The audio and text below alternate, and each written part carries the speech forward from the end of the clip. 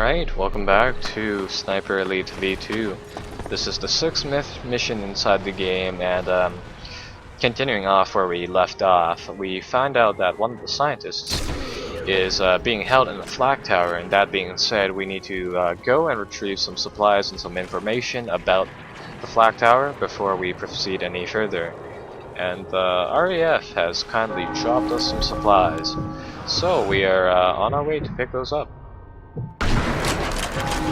That was really weird, but oh well. Now, I have to say, I'm not really a big fan of this level because of the level design here. If you've seen the movie Downfall, that is a really good atmospheric movie for Berlin 1945.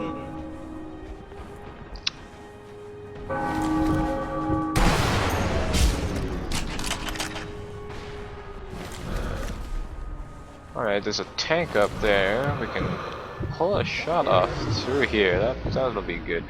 Actually, it looks like there's somebody above us. Yeah, and this is why I don't really like this part. There's no way to actually avoid detection. I mean, if you weren't spotted by the guy up there, then you have the ground forces to deal with, and you got the tank. But the most annoying thing is that there is a guy sitting up inside the smoke cloud. Boom. There's a guy sitting up there, right? And, well, you're not gonna see him. And I'll show you why. Yeah, see, how are you supposed to see that the first time you play through this? So, obviously, like, that guy will see you no matter what. You can't see him through the smoke, but he can most definitely see you. Okay, now that I've gotten him, we can move on. This level, it's mainly just shooting and defending the church. It's rather short. It's rather simple. Overall, it's not my favorite level of the game.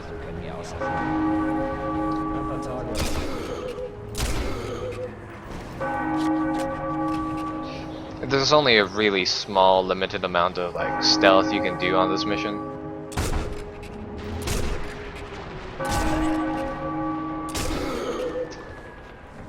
That being said, it's quite difficult to. Oh, somebody find them? I guess so.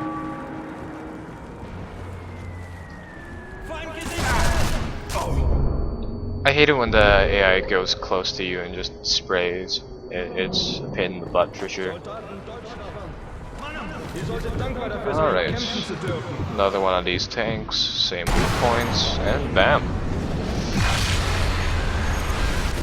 Alright, so now they will be alerted. I'm gonna place a mine here, run back through all of this, and pretty much just try to get into a place that I can hold off of. Yeah, there's also a sniper here. He's gonna die very shortly like that. And let us move on.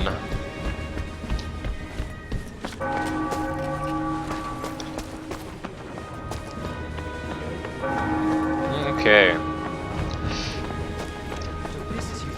So Berlin in the night was a lot more active than it was during the day, simply because of... Oh, is this 2 for 1? Maybe? No? Okay. Simply because it was a lot easier to travel without getting shot at from both sides.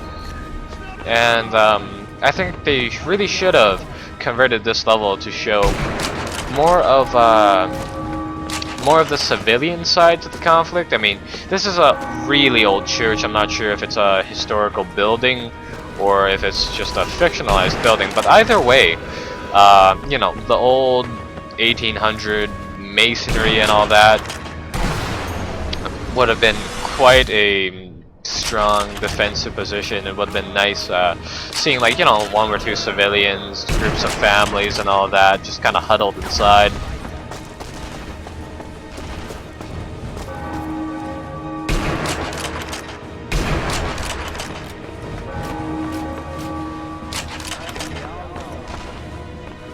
Where are these people?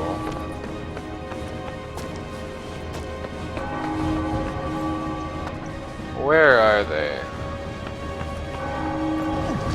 guess it is all cleared? Maybe. I guess it is. And yeah. Oh my god, I really hate that close range. It's just utterly unavoidable. There is... When you have the whale rod, you can't avoid his spray, which is amazingly accurate compared to ours. As I was saying, next mission we will be seeing flak towers, which were built in 1940. They were a series of towers with flak ends on them, completely made out of concrete. They were built after the Battle of Britain, where the Luftwaffe was pretty much destroyed. I mean, there's no real threat left inside them. And now that being said, Hitler wanted to pretty much set up a defense parameter in key positions such as, well, Berlin, major industrial cities, places like that. So now that being said, he actually took the time and personally designed him. He was a bit of an architect, if you guys know.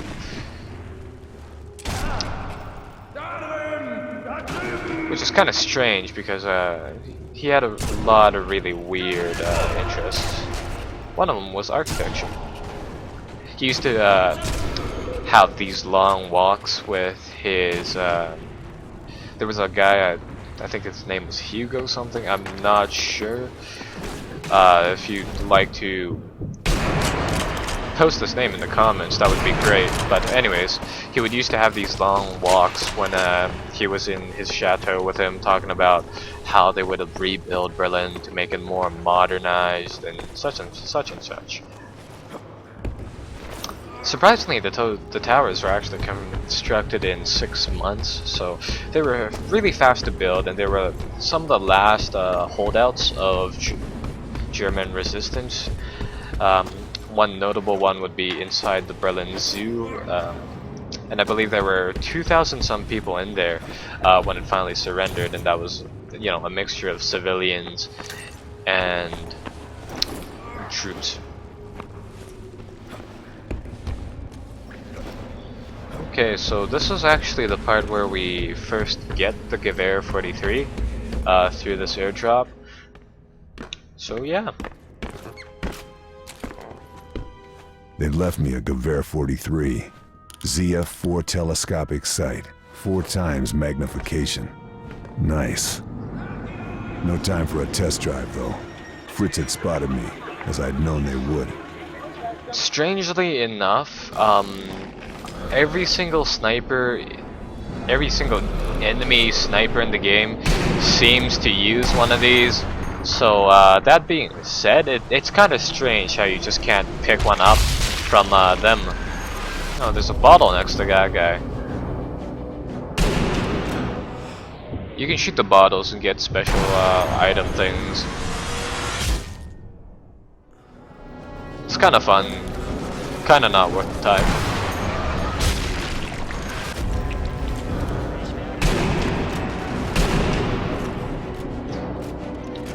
And as I've already made it pretty clear, I just love this rifle. It can just do tons of damage, shoot tons of rounds, just overall amazing. And that guy walked through a barricade, which is a little strange. Where did that guy go? I saw him over there. Oh, there he is.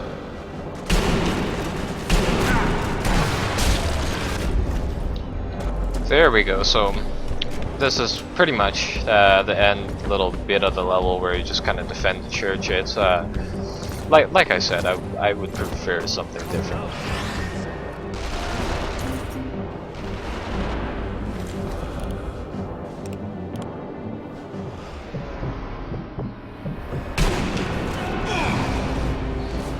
Got the little armored car down there. Those things are pretty deadly. That flak cannon on the front, it's the same thing they pretty much use to take out anti-aircraft, but they figured that they would actually make really quick work on enemy light vehicles and infantry, because when you take a look at it, a flak round, it's pretty much designed to, well, penetrate the little bit of armor on the plane, right, and then explode. The shell would, like, you know, just literally pop and send shrapnel all over the place, killing the pilot or severing whatever is in the plane, right? That being said, you could use those and just pop, fire at groups of infantry and armored cars, and it would work. Like going up against the half track, that thing would just go straight to the front of it, go into the back, puff, and everybody inside the back would be dead. So quite effective. They have them in the Men of War games, so if you played one of those, you probably know how they work. And good to have a tank. Okay, we can do this nice and slow. There we go. Bam. It's surprising how like simple it is to take out tanks in this. Really, it's they are really fragile vehicles, and I think they're even easier than the infantry, to be honest. I mean, at least the infantry take cover and everything. Any more men down there? Nope. What am I supposed to do? Escape the church. Alright, will do.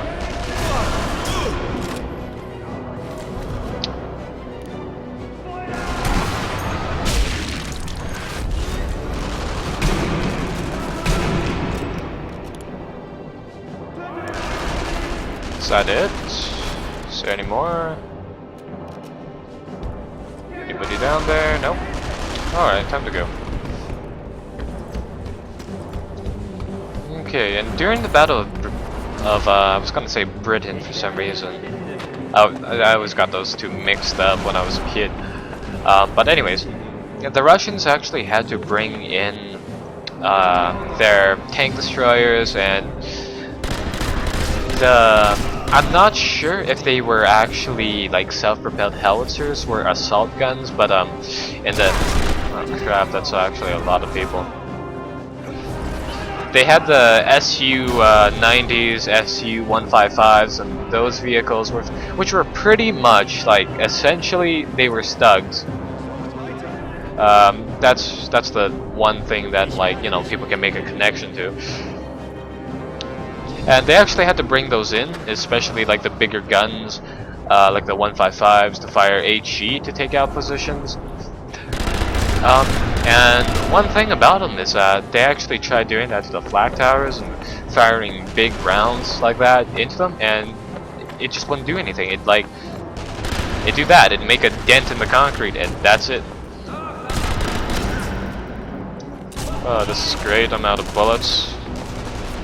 Sniper rifle's automatic though, so that gives us an advantage. That works. And I believe that is the end of the level, so I will see you all later. Subscribe if you'd like the video of course, and bye bye.